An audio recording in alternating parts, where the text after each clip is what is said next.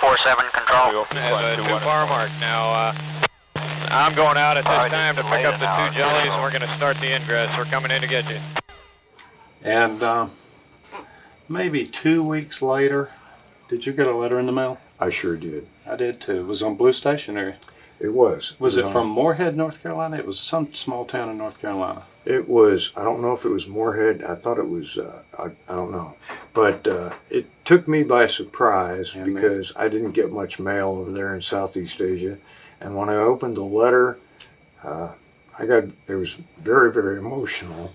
Yeah. And it was from Woody Clark's parents. Excuse me. It was a short note. It was a short note thanking us for rescuing their son. And I bet it said Lieutenant Bob Carlson. Mine said Lieutenant Lamar Smith. Somehow she got our names. I bet the Jolly Greens got it too. Thank you for saving my son's life. And I had no idea, neither did the rest of us, how they even knew who we were or how to contact us.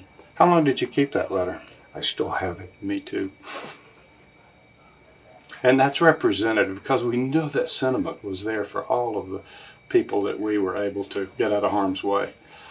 We knew that sentiment was there, but there was a physical piece of information. That letter is more important to me and the most valuable memento from my tour in Southeast Asia. Same here.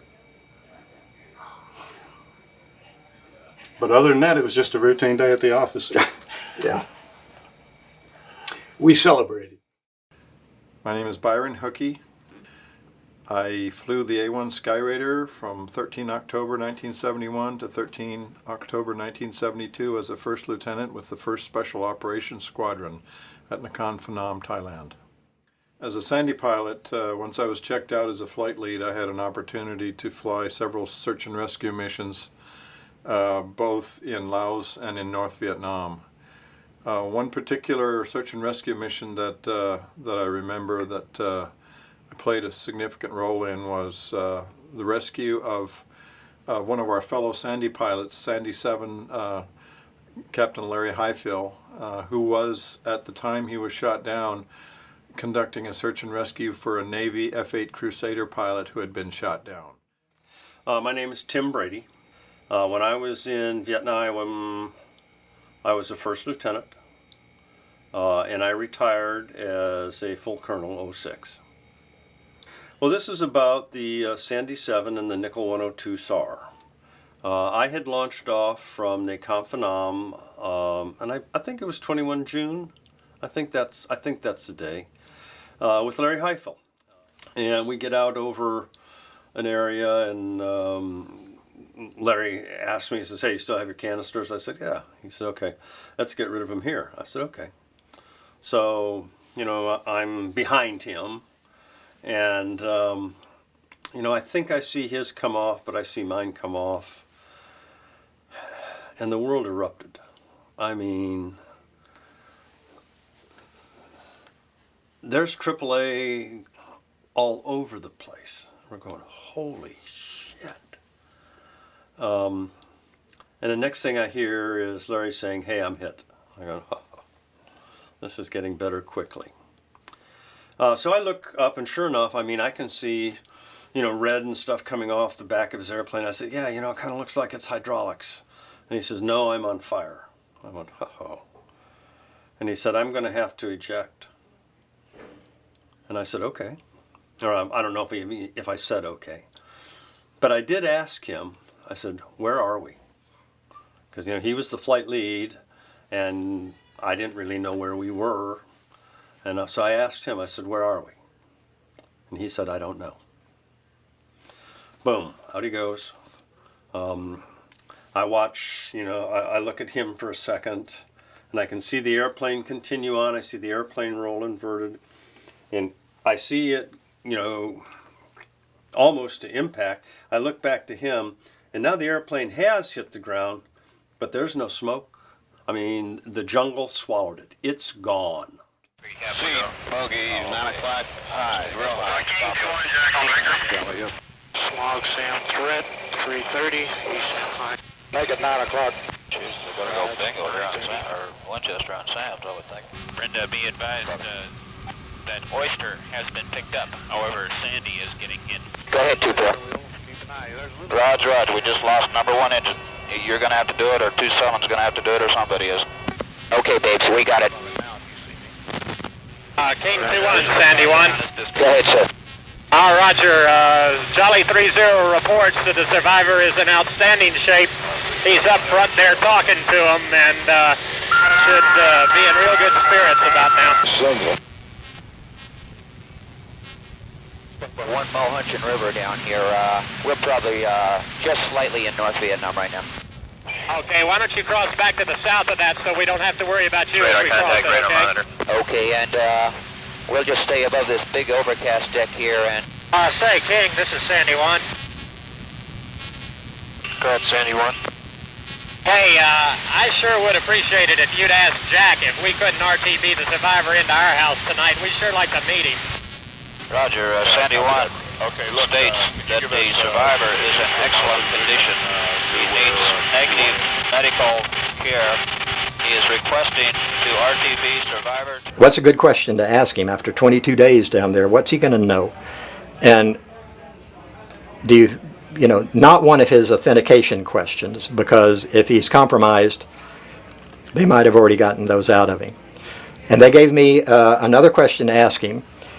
He had gone to Kansas State University, and there was a bar there called Kites. And so I was to ask him, what is kites? Which is a perfect question, because if he was under duress, he could say it's something you fly in the air. I asked him, I said, I got a question for you. What is kites? And he said, it's a place where you go and drink beer. And I said, it sounds like you're the guy I'm looking for. And Roger said, you're damn right I am. Where are you? Alamo 3, King. A2 Alpha, send me 1. When you have your smoke out, let me know. When you have your smoke out, let me know. Well, because we were still rebuilding the inside of the camp, one of the NCOs was sleeping in my bunker. And so about midnight, the phone rings. What, about midnight? Phone rang? About midnight, the phone rang. He's researched all this. I don't remember the exact times and stuff. And John Early, one of my NCOs, picks it up, and he said, 81, he said that. And Nick Fragos, who was on guard at that moment, said, we got tanks in the wire. That's all he said, we got tanks in the wire. Get some laws up here, hurry up. So we grabbed a law, and so they cocked one for me. I took the first one, and we have a little parapet over the back. And so I dropped down, and I'm aiming right toward I think, okay, if I can put this inside the tank, it'll blow up inside. And the driver has a little viewing port like this. And so I took it and I went. So I cocked it a couple of times, and give me another one. So he gave me, the fourth one finally fired. And when it hit the tank, it went and shot straight up in the air. That was it. But it got the tank's attention. And the tank goes, stops, and the two of us looked at each other, and it has a long thing sticking out the front of it like that, with a hole in the end of it. And it goes, and it's coming this way. And I stood there a minute, and I'm thinking, okay, Lieutenant, what you going to do now? And we went through that in OCS a number of times, and I said, boys, I think we better get out of this bunker pit. And so grab them laws and let's spread them out. So we took off running with the laws, and they blew that pit. I mean, it went. Somebody told me once, said, well, the PT-76 only had a 76 millimeter gun on it. And I said, have you ever looked at the barrel of a 76 millimeter gun? I said, boy, don't talk that trash to me. I mean, that thing was that big around, and then my little old bullet was about like my finger, And so. Okay. All right, and is 2-3 going to use the Scorpion Tiger flights? They can't until they get the people out. Okay, is he going to use them on the road out there or something? I don't know. Well, Rich, as I've thought about this and talked with you about some of these things over the last few days, and I had the powerful experience of reading a terrific book written by a fellow lieutenant who went to war right out of pilot training, It happened to be in 1966, and the guy was flying the F-105 Thud up over Hanoi, doing 100 missions to complete their tour, 100 missions over North Vietnam. And the guy wrote a terrific book called When Thunder Rolled. And I read that book, and the thing that struck me, and where I want to go with this, is into the subject of courage. And here's a guy who went through pilot training and was high in his class, wanted to fly a fighter, became a fighter pilot in the F-105, and then all of a sudden the war kicks up and he's going to war. And it's a different paradigm for him now, because he has to think about, you know, I didn't really want to sign up for this. You know, I'm going to get shot at, and it's dangerous, and a lot of guys are not living through 100 missions over the north. And the guy was literally afraid. And he goes on to become a fantastic fighter pilot and does great things as a F-105 pilot. But his first thought is, how do I get out of this? And then he evolves to the point of, well, you know, it's going to be embarrassing to quit, but maybe I'll fly one mission. And then I can quit after that. I will have done it, and it won't be as bad. And so it evolves, and he goes through a number of missions and finds out that he can essentially conquer that fear that he had and go out and do the job. And it just struck me from a point of view that I had never really considered. Because when I went, you know, my own experience was going through the academy, and you know, there was a war going on. It was our duty and our obligation, and a lot of us going to pilot training knew we'd be going to Vietnam, and we volunteered to be there, and we thought it was the right thing to do.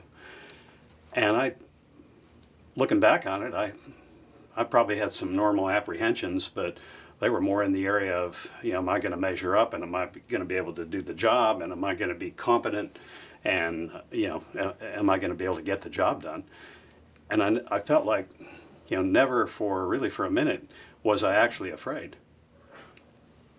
So then it dawned on me that looking at the guys that I had flown with, and everyone knew there were guys that were afraid and were going out there and flying, and some guys had that look in their eye that you wondered if they really were not going to make it back.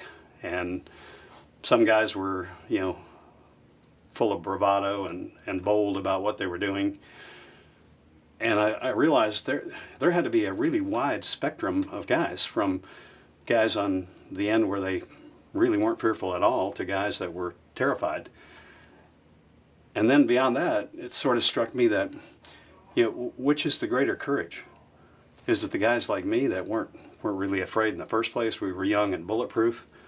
Or was it these guys who, you know, overcame that fear, had families back home, had, you know, a lot of other things going on that we didn't, and they went out and did the job and did it in an exemplary manner day after day after day. Okay, 8-7 on the uniform. We're going to be laying all kinds of heat in there for a few minutes, so we'll try another pickup in a second. And Charlie 7-3, you copy, Box 2-3. Sandy 8, Sandy 7 on the uniform. Sandy 8, go. Okay, did you talk to Charlie Horse? Sure did. Okay, what did he say about the ground power? Okay, stand by again. I told him the jellies took a lot of it from his northwest, and we were going to lay some heat in and try again. Now, let me get a position from him. Roger, it looks like that.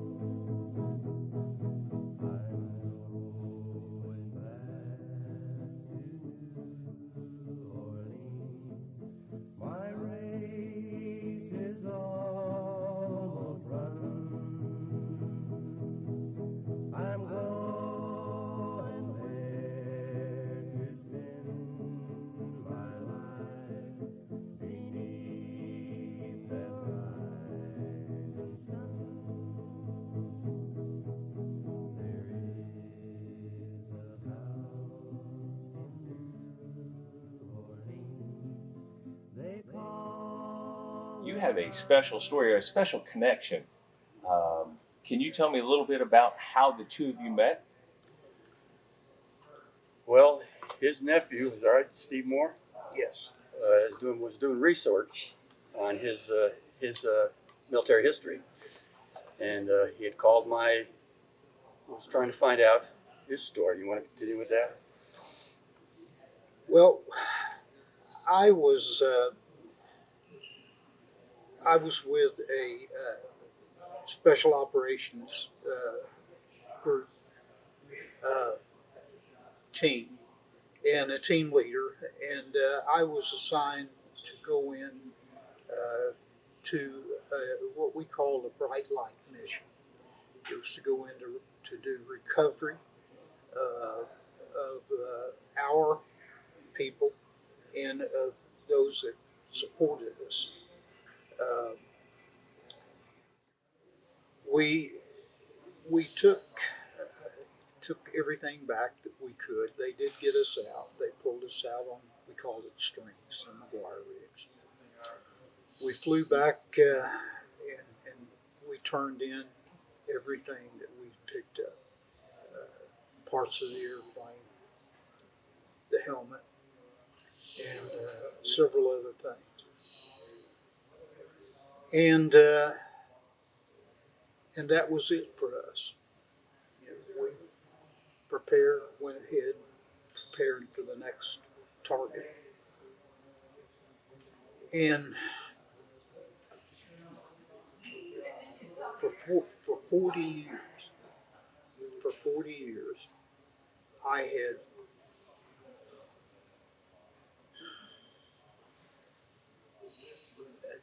it was just on my mind. I had it. It's a crazy thing, but it was just. I always wondered if we brought back enough that they could tell that pilot's family, could tell them what had happened on that mountain. And